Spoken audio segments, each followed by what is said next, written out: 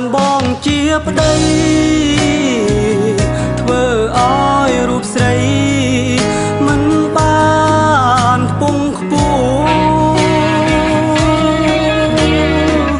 គ្មានទ្រព្យសម្បត្តិហើយនឹងកិត្តិយសឲ្យអូនខូចឈ្មោះព្រោះរូបបងនេះជាអ្នកក្រ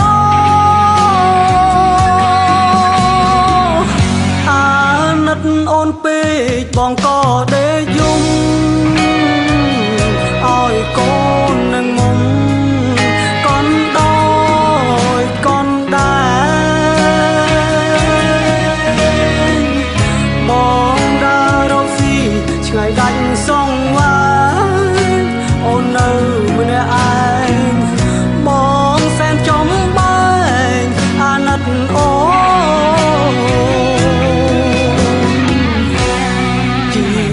កម្មករគេ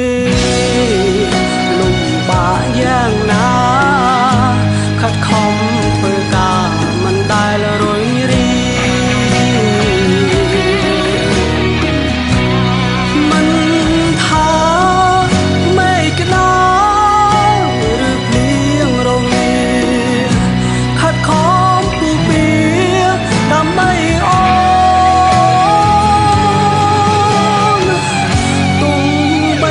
ឆ្ងាយគ្នាក៏មិនថ្មី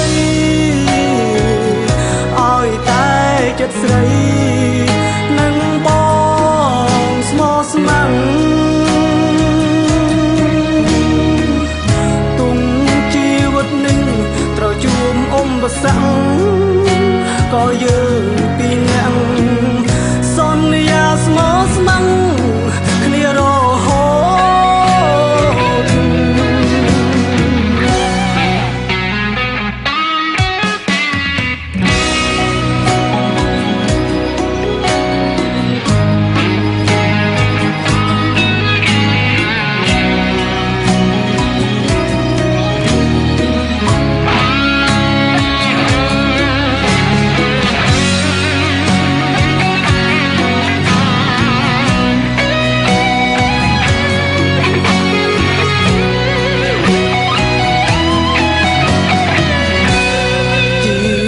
កម្មករគេ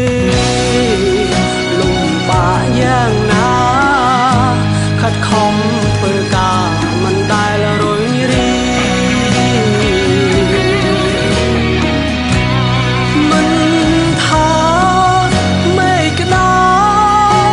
ឬភ្លៀងរងាខិតខំពុះពៀដើម្បីអូ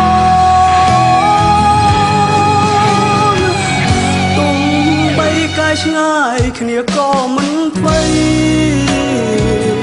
ឲ្យតែចិត្តស្រី